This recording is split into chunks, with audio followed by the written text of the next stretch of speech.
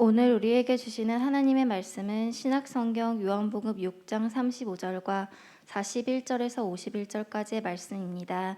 이 계시의 말씀을 들을 때 살아계신 하나님의 음성을 들으실 수 있기를 바랍니다. 예수께서 이르시되 나는 생명의 떡이니 내게 오는 자는 결코 줄이지 아니할 터이요 나를 믿는 자는 영원히 목마르지 아니하리라. 자기가 하늘에서 내려온 떡이라 하심으로 유대인들이 예수에 대하여 수군거려 이르되 이는 요셉의 아들 예수가 아니냐. 그 부모를 우리가 아는데 자기가 지금 어찌하여 하늘에서 내려왔다 하느냐. 예수께서 대답하여 이르시되 너희는 서로 수군거리지 말라. 나를 보내신 아버지께서 이끌지 아니하시면 아무도 내게 올 수 없으니 오는 그를 내가 마지막 날에 다시 살리리라. 선지자의 글에 그들이 다 하나님의 가르치심을 받으리라 기록되었은즉 아버지께 듣고 배운 사람마다 내게로 오느니라. 이는 아버지를 본 자가 있다는 것이 아니니라. 오직 하나님에게서 온 자만 아버지를 보았느니라. 진실로 진실로 너희에게 이르노니 믿는 자는 영생을 가졌나니 내가 곧 생명의 떡이니라. 너희 조상들은 광야에서 만나를 먹었어도 죽었거니와 이는 하늘에서 내려오는 떡이니 사람으로 하여금 먹고 죽지 아니하게 하는 것이니라. 나는 하늘에서 내려온 살아있는 떡이니 사람이 이 떡을 먹으면 영생하리라. 내가 줄 떡은 곧 세상의 생명을 위한 내 살이니라 하시니라. 이 말씀은 살아계신 하나님의 말씀입니다. 아멘. 여러분 한 주간 평안하셨습니까? 네, 더위가 한풀 좀 꺾인 것 같습니다. 이제 내일 모레 말복이 지나면 더위가 한풀 더 꺾이지 않을까 생각을 합니다. 조금만 더 참고 인내하실 수 있기를 바라고요. 또 기뻐하시길 바랍니다. 가을이 다가오고 있습니다. 또 주 안에서 곧 만나 뵙고 함께 예배드리는 기쁨을 누릴 수 있기를 바랍니다. 오늘도 예배 가운데 한 주간 또 더위로와 또 코로나로 힘들게 사신 우리 모든 교우들의 가정 가운데 주님의 시원한 은혜가 함께 할 수 있기를 간절히 바랍니다. 우리는 지금 새로운 일상이 된 디지털 세상을 살아가고 있습니다. 오늘도 우리 교회는 코로나 4단계로 함께 예배를 드리지 못하죠. 그렇지만은 디지털 도구를 활용하여서 각 가정에서 온라인 영상 예배를 드리고 있습니다. 가족이 함께 모여서 텔레비전 스크린을 통해서 예배 드리는 가정도 있고요. 또 개인적으로 스마트폰을 통해서 영상 예배를 드리는 우리 교우들도 있습니다. 또 이러한 영상 예배 잘 접속하지 못하는 우리 어르신 교우들은 이제 기독교 방송에서 다른 교회 예배 영상을 또 시청하면서 예배를 드리고 있습니다. 이것은 디지털 시대를 살아가는 우리들의 일상을 잘 보여주고 있습니다. 우리의 삶을 돌아보게 되면은 우리는 거대한 디지털 시대의 기술과 도구를 사용하고 있습니다. 살아가면서 편리한 이 디지털의 문명의 이기를 즐기고 있습니다. 그래서 우리는 알게 모르게 디지털 시대의 시민으로 살아가고 있고요. 또 우리 주변 사람들에게 이 디지털 시대의 그 편리함을 또 자랑하고 또 찬양하고 칭찬하기도 합니다. 그러나 우리는 새로운 디지털 세상을 어떻게 살아가야 되는지를 신중하게 생각해 보아야 됩니다. 특별히 우리는 그리스도인으로서 이 디지털 세상을 슬기롭게 살아가야 됩니다. 디지털 세상에서 어떻게 살아야 되는지 진지하게 묻고 대답해야 됩니다. 그래야 우리 그리스도인들이 이 디지털 시대의 새로운 시대적인 사명과 역할을 잘 감당하는 교회와 성도로 살아갈 수 있기 때문이죠. 최근에 우리가 살아가는 시대, 디지털 시대를 바벨론 시대에 비유하곤 합니다. 그래서 우리는 지금 디지털 바벨론 시대를 살아가고 있다고 말할 수 있습니다. 미국의 교회와 문화사역자인 데이빗 키네먼과 마크 메돌럭이 디지털 바벨론 시대 그리스도인이라는 책을 썼는데요. 그 책에서 이런 디지털 세상에 대해서 잘 설명을 하고 있습니다. 우리 시대 고대 바벨론 시대를 비교하면 비슷한 특징을 보여주고 있습니다. 먼저 고대 바벨론은 어떤 곳이었을까요? 주전 1세기 경에 이제 유대 나라가 망하게 되었을 때 다니엘과 세 친구는 자신이 의도와 관계없이 이제 먼 나라에 가서 살게 되었는데 바로 그 나라가 바벨론이었습니다.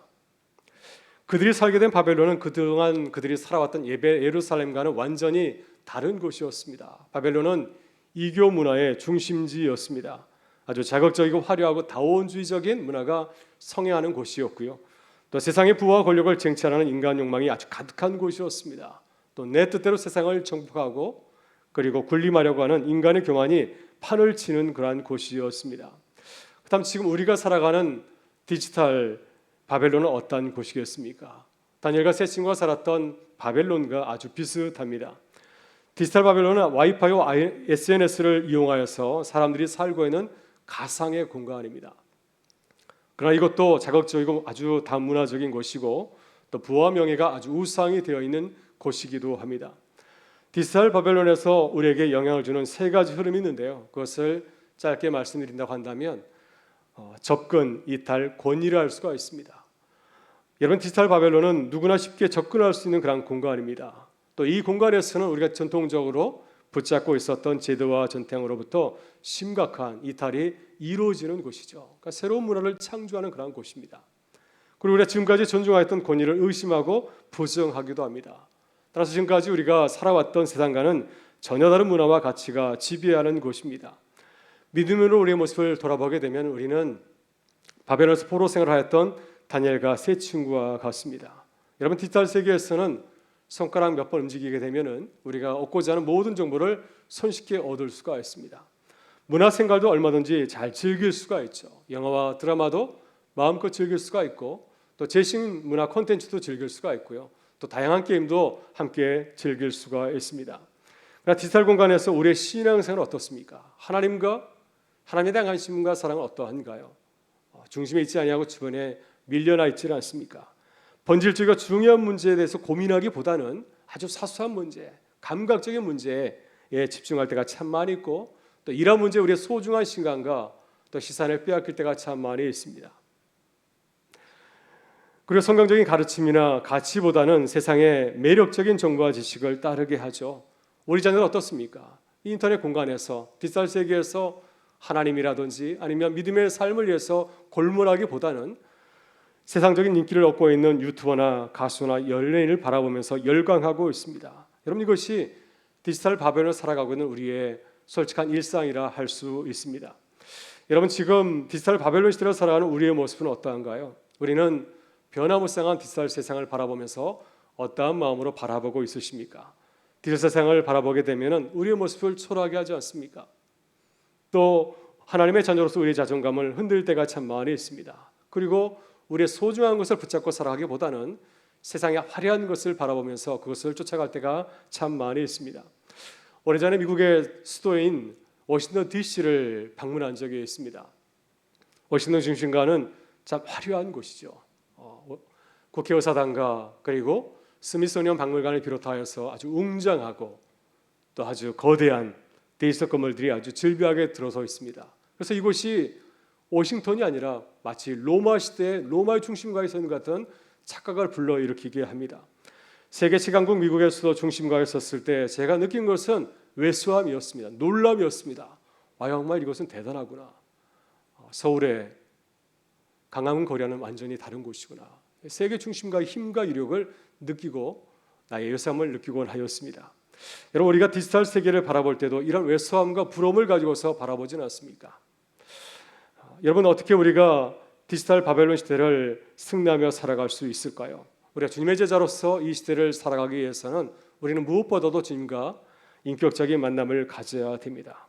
우리 일상 가운데서 우리의 삶의 주인이신 주님을 알아가고 교제해야 되고요. 또 주님을 예배하고 주님의 제자로 살아가기로 결단해야 됩니다. 그래야 우리는 바벨을 승리한 다니엘과 세 친구와 같이 강야 같은 디지털 세상에서 믿음으로 승리하는 기쁨을 누리며 살게 될 줄 믿습니다. 오늘 본 말씀은 또 다른 바벨론이었던 로마 제국 시대를 살아갔던 예수님의 기적 이야기를 다루고 있습니다. 예수님 당시의 사람들은 바벨론의 분신과도 같았던 로마 제국의 지배하에 살고 있었습니다. 예수님께서 500여 기적을 베푸신 것은 어떤 곳이었습니까? 갈릴리 바다 건너편 광야였습니다. 요한복음 공간보고서는 달리 예수님께서 500여 기적을 일으킨 곳을 이렇게 말씀하고 있습니다. 디베라의 갈릴리 바다라고 말씀을 하고 있습니다. 여러분, 디베라는 헤롯 안티바스가 로마 황제인 티베리우스를 위해서 세운 로마식으로 건축한 새 도시였습니다. 따라서 디베라는 로마 황제에게 충성을 과시하고 또 친로마적인 문화를 홍보하고 전파하는 그러한 도시였습니다. 예수님께서는 다른 곳도 아니 로마의 황제의 도시 디베라 바다의 건너편 광야에서 5명의 기적을 베푸셨습니다. 예수님께서 다른 곳도 아니고 로마 황제의 도시 건너편에서 이 5병의 기적을 일으키신 의도가 있으십니다. 강에서 금주의 무리를 배불리 먹이신 주님을 믿고 의지하며 살아가는 것이 우리가 세상에서 승리하는 믿음의 길이었기 때문이었습니다. 그러나 사람들은 오병의 기적을 체험하고도 예수님을 발견하지 못하였습니다. 주님이 계신 그 기적의 행위만 골몰하고 또 이 기적을 일으키신 주님을 바라보려고 하지 않았기 때문이죠. 그들은 주님의 인간적인 모습을 바라보면서 실망하였습니다. 그래서 광야에서를 배불리 먹이신 예수님이 누구인지를 알려고 하지 않았습니다. 그저 예수님께서 베푸신 그 기적, 빵과 물고기에만 정신이 팔려 있었습니다. 그러나 예수님께서는 사람들이 광야에서 주님을 자꾸 만나기를 원하셨습니다. 그래서 주님은 사람들이 주님을 만날 수 있는 길을 소개해 주었습니다. 바로 그것은 성부 하나님께서 우리를 주님에게 이끌어 주셔야 되고요. 하나님의 말씀을 듣고 배워야 주님을 만날 수 있는 길이 열려 있음을 주님은 말씀하여 주었습니다. 여러분, 예수님께서 제자들에게 광야에서 오병의 기적을 베푸신 이유를 주님은 또한 말씀하였습니다. 그것은 제자들에게 또 사람들에게 자신이 누구인지를 알게 하시려고 하는 것이죠. 그래서 주님은 제자들에게 자신이 누구인지를 분명히 말씀하였습니다. 예수님은 어떤 분이신가요? 주님은 생명의 떡이시고 또 하늘에서 내려오신 떡이십니다. 본문 51절에서 주님은 이렇게 말씀하십니다. 나는 하늘에서 내려온 살아있는 떡이니 사람이 이 떡을 먹으면 영생하리라. 내가 줄 떡은 곧 세상의 생명을 위한 내 살이니라 하시니라. 여러분, 생명의 떡이신 주님을 만난 사람들은, 초대교회 제자들은 로마 황제의 힘과 권력을 두려워하지 아니하고 믿음의 길을 걸어갔습니다. 초대교회 성도들도 로마의 무서운 박해와 핍박 속에서도 담대하게 그리고 거침없이 믿음의 길을 걸어갔습니다. 바로 이것이 주님께서 이 시대에 우리에게 찾아오시는 이유인 줄 믿습니다. 올해는 주님을 잘 알고 있으신가요? 매일 주님을 알아가며 또 주님과 교제하는 삶을 살고 있으십니까? 광야 같은 세상에서 믿음으로 승리하기 위해서 매일같이 주님을 찾고 또 주님을 묵상하고 있으십니까? 오늘 시간 하늘에서 내려오신 떡이신 주님을 새롭게 만나고 고백하는 은혜의 시간이 될 수 있기를 주님의 이름으로 축원합니다. 여러분, 그렇다면 광야와 같은 세상에서 우리가 만나고 또 알아가야 되는 예수님은 어떤 분이십니까? 먼저 예수님은 우리를 궁유로 계셔서 하늘에서 내려오신 떡입니다. 예수님이 광야에서 오병의 기적을 베푸신 것은 그 동기는 궁유의 마음 때문이었습니다. 예수님께서는 굶주린 무리를 보시고 궁유히 여겼습니다. 그들을 불쌍히 바라보았습니다. 예수께서 먼 데에서 자신을 찾아오는 큰 무리를 보았을 때 빌립에게 이렇게 말씀하였습니다. 우리가 어디서 떡을 사서 이 사람들을 먹이겠느냐? 예수님께서 빌립에게 빵의 문제, 떡의 문제를 말씀하신 것은 수많은 무리가 매우 굶주려 있었기 때문이죠. 그러나 빌립은 주님의 마음을 깨닫지를 못하였습니다. 주님께서 던지시는 그 질문을 들었지만 주님께서 어떤 마음을 가지고서 내게 말씀하신지 몰랐습니다. 예수님께서 내게 찾아온 많은 사람들이 굶주리는 것을 보시면서 안타까운 마음을 가지고서 그에게 질문하였지만은 그는 깨닫지 못하였기 때문에 단지 빵값을 걱정하였습니다. 7절에서 그는 그렇게 말하고 있습니다. 각 사람으로 조금씩 받게 할지라도 200데나리온의 떡이 부족하리이다. 일용 노동자의 7달 일금이 우리에게는 없지 않습니까? 하면서 우리에게 경제적인 여유가 없음을 그는 탓하였습니다. 여러분, 빌립의 눈이 정확히 세상이 우리를 바라보는 시선이 아닐까 싶습니다. 여러분, 세상은 주님처럼 우리를 궁유로 바라보지 않습니다. 세상은 빌립과 같이 우리를 돈의 논리로 바라보지 않습니까? 세상이 볼 때 강야의 굶주린 무리에게 공짜로 빵을 나누어주는 것은 아주 어리석은 일이죠. 그래서 그들을 그냥 집으로 돌려보내는 것이 세상이 택한 길이지 않겠습니까? 그러나 예수님께서는 강야의 굶주린 무리를 궁유의 눈을 가지고 바라보았습니다. 그래서 안드레가 가지고 온 어린 소년의 도시락을 열어서 그 속에 들어있었던 포도주 5개 물고기를 들어서 그것을 가지고 강야의 식탁을 차리셨습니다. 그리고 강야의 수많은 무리를 먹이시는 기적을 행하셨습니다. 여러분, 예수님은 이렇게 우리를 궁유히 여기시는 분이시죠. 예수님의 기적은 항상 궁유의 마음에서 시작이 됩니다. 우리를 불쌍히 여기는 마음, 우리를 배불리 먹이시려 하는 그 마음을 가지고 주님은 기적을 이루시죠. 우리를 찾아오셔서 우리의 주림배를 채우시는 분이십니다. 주님께서는 자신의 몸을 우리에게 내어주셔서 우리를 먹이시는 분이시기도 합니다. 우리가 바벨론 같은 세상에서 살아가려면 우리는 주님을 바라봐야 되죠. 그러나 우리는 디지털 세계에서 잘 적응하면 얼마든지 잘 살 수 있을 것처럼 생각하지 않습니까? 내 인간 능력을 다하여서 내가 열심히 노력하면은 내가 이 세상 얼마든지 잘 살 수 있다고 생각할 때가 참 많이 있습니다. 그러나 세상 우리를 배불리 먹을 것처럼 선전하고 또한 우리를 유혹하지만은 실상 우리에게는 아무것도 주지 못합니다. 우리를 속이고 우리의 삶을 더욱 궁핍하게 만들 뿐이죠. 그래서 예수님께서는 비유를 통해서 말씀하였습니다. 나를 의지하지 않고 세상을 의지하는 삶은 탕자와 같은 삶이라고 하는 것이죠. 탕자는 자신의 힘을 의지하여서 세상에 나갔지만 결국에는 아무것도 남지 않는 빈털터리 거짓 신자가 되지 못했습니까? 바로 이와 같은 삶이 세상을 의지하는 삶이라고 주님은 말씀하고 있습니다. 따라서 우리는 강야와 같은 세상을 살아갈 때 항상 주님을 믿고 신뢰해야 될 줄 믿습니다. 주님을 더욱더 알아가고 주님과 교제해야 될 줄 믿습니다. 그런데 긍휼으로 바라보시는 주님을 더욱더 의지하며 살아가야 될 줄 믿습니다. 여러분, 스마트폰 일상 예배가 되다라고 하는 최근의 책을 보게 되면은 스마트폰과 함께 살아온 우리 일상을 소개를 하고 있습니다. 우리는 어떻게 살아가고 있을까요? 어제 우리의 삶은 어떠하였습니까? 어제 우리는 스마트폰과 함께 어떠한 삶을 살아갔나요? 풍족한 삶을 살아갔습니까? 좀 연애가 넘치는 삶을 살아가셨습니까? 충격적인 사실은 우리의 일상이 스마트폰 때문에 더 황폐해지고 있다고 하는 것입니다. 우리의 소중한 시간이 스마트폰에서 사라지고 있습니다. 계속해서 울리는 스마트폰의 소리는 우리를 산만하게 합니다. 그래서 주님에게 집중하지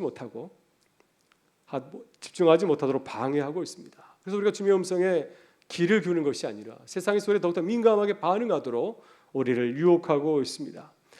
여러분, 날마다 주님과 묵상하고 알아가실 수 있기를 바랍니다. 주님과의 교제 시간에 더 많은 시간을 투자하실 수 있기를 바랍니다. 한오중 스마트폰을 끄고 주님과 기도하는 시간을 가질 수 있기를 바라고요. 스마트폰을 멀리하고 또 주의 말씀을 읽고 묵상하는 시간을 가질 수 있기를 바랍니다. 그래서 우리를 긍휼히 여기시는 주님이 주시는 새 힘으로 세상을 승리하며 살아가는 교회와 성도가 될 수 있기를 주님의 이름으로 축원합니다. 다음으로 예수님은 어떤 분이신가요? 예수님은 우리를 살리시는 생명의 떡입니다. 예수님께서 강야에서 오병의 기적을 베푸신 것은 우리를 위해서였습니다. 주님은 강야에 굶주린 무리에게 오병의 기적을 베푸신 이유를 말씀하였습니다.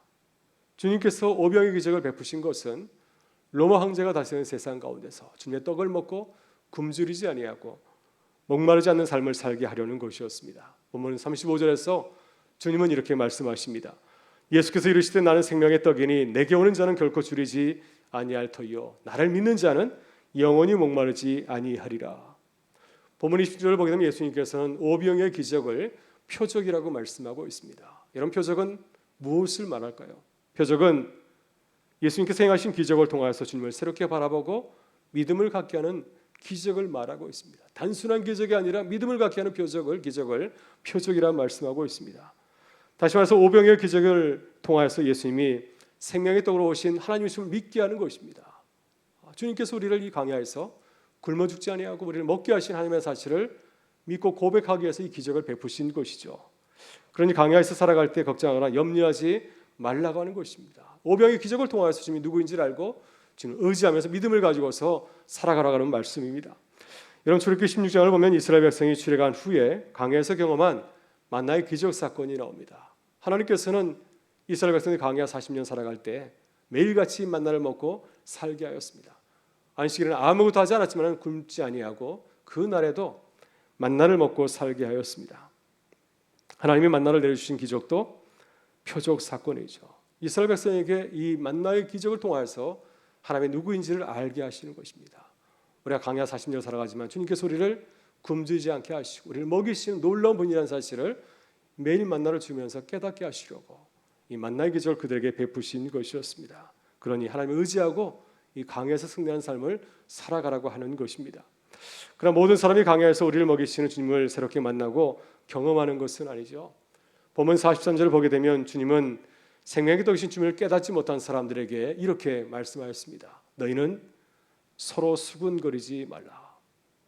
이들은 안타깝게도 주님의 기적을 보고도 깨닫지를 못하였습니다. 사람들이 우리에게 찾아오시는 생명의 떡이신 주님을 만나지 못하는 이유가 무엇일까요? 인간적인 생각과 경험을 가지고서 서로 수군거리기 때문이죠.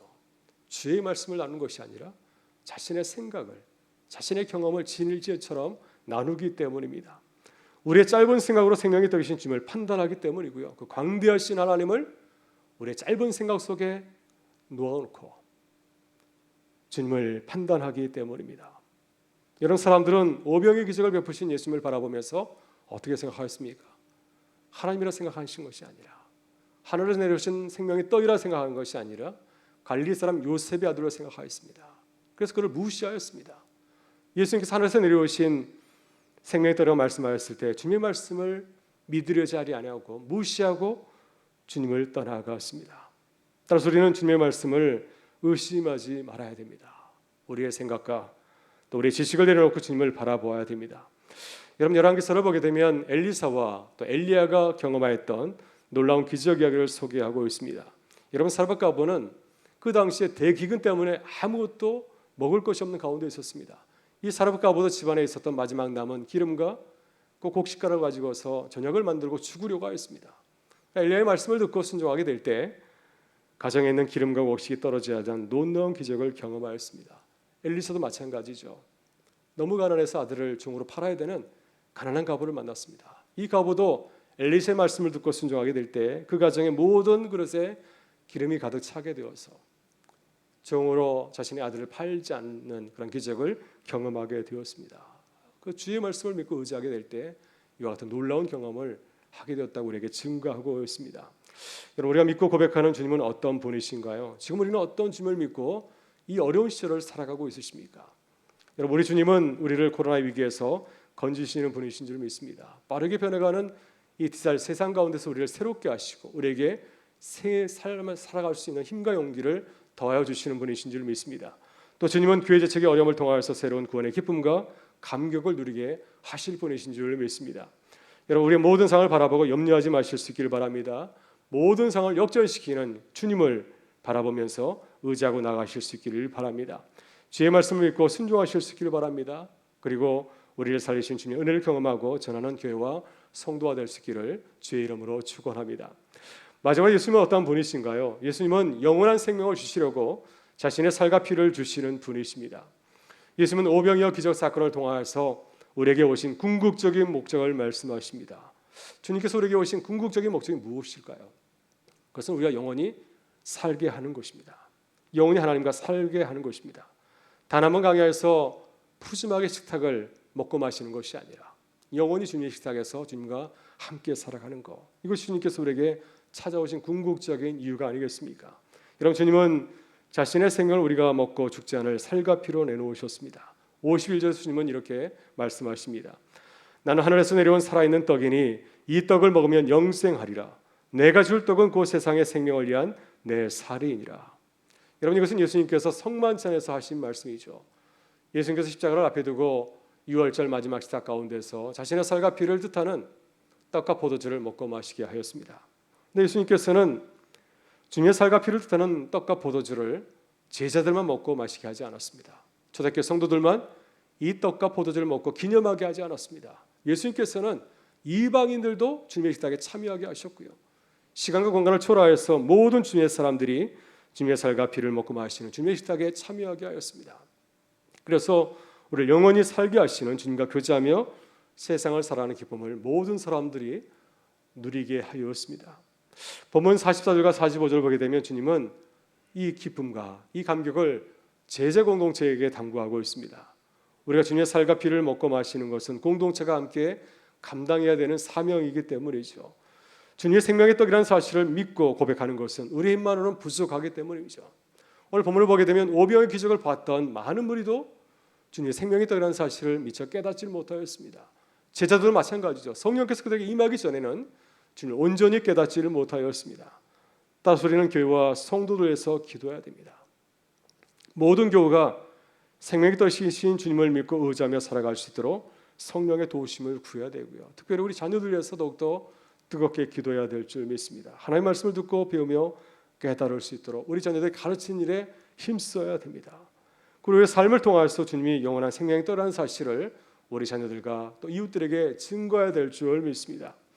특별히 우리는 디지털 바벨론 세상을 살아가고 있습니다. 우리 자녀들은 생명의 떡이신 주님을 부인하는, 주님의 그 권위를 부인하는, 의심하는 인터넷의 정보와 지식에 그대로 노출되어 있습니다. 그래서 우리는 부지런히 우리 자녀들에게 영원한 생명의 떡이신 주님을 전하고 가르쳐야 될 줄 믿습니다. 우리가 성령의 도우심을 가면서 간절한 마음으로 전하고 나눌 때 우리 자녀들을 이 디지털 세상 가운데서 구하는 기쁨을 누리게 될 줄 믿습니다. 여러분 사무엘상 3장을 보게 되면 우리 부모들에게 참 좋은 모델을 보여주고 있습니다. 또 우리 교우들에게 좋은 믿음의 본을 보여주고 있습니다. 사무엘 3장을 보게 되면 엘리 제사장의 이야기가 나옵니다. 어머니 한나는 어린 사무엘을 성전에 바쳤습니다. 그래서 이제 사무엘은 엘리 제사장의 가르침을 받게 되었죠. 당시 엘리 제사장은 부패하고 또 영적인 분별력을 잃은 제사장이었습니다. 걱정이 됩니다. 과연 엘리 제사장이 사무엘을 잘 키울 수 있을까? 엘리 제사장이 참 잘하지 못한 것이 참 많이 있지만 그 중에 한 가지 사무엘에서 정말 잘한 것이 있습니다. 바로 그것은 사무엘이 영적인 분별력을 가지고서 세상을 살아갈 수 있는 지혜로운 신앙의 조언을 하였기 때문입니다. 하루는 한밤중에 사무엘이 이제 하나님의 음성을 듣고 분별하지 못하여서 엘리 제사장에게 3번이나 달려왔을 때 그때 엘리 제사장은 그에게 이렇게 조언하였습니다. 가서 누웠다가 하나님이 너를 부르시거든 이렇게 말하라. 여호와여 말씀하옵소서 주의 종이 듣겠나이다 하라. 여러분, 우리는 엘리 제사장처럼 우리 부족하고 연약하지만 우리 신앙이 부족하지만 우리 자녀들과 성도들에게 슬기롭게 가르쳐야 될 줄 믿습니다. 이 시달 시대에 영적 분별력을 가지고 살아갈 수 있도록 하나님의 말씀을 가르치고 전해야 됩니다. 그래서 주님과 인격적인 만병을 맺고 주님의 제자로 살아가는 기쁨이 우리 가운데, 우리 가정 가운데, 또 우리 일터 가운데, 우리 가정 가운데 함께할 수 있기를 간절히 바랍니다. 오늘 주님은 강야 같은 세상을 살아갈 우리에게 말씀하십니다. 나는 하늘에서 내려온 생명의 떡이니라. 이것을 먹으면 영생하리라 말씀하십니다. 여러분, 생명의 떡이신 주님을 믿고 깨닫는 은혜가 함께할 수 있기를 간절히 바랍니다. 우리를 긍휼히 계신 주님을 믿고 의지하실 수 있기를 바랍니다. 그래서 성령 안에서 주님과 동행하면서 세상을 승리하는 교회와 성도가 될 수 있기를 주의 이름으로 축원합니다. 우리 함께 일어나셔서 찬양하며 나가겠습니다.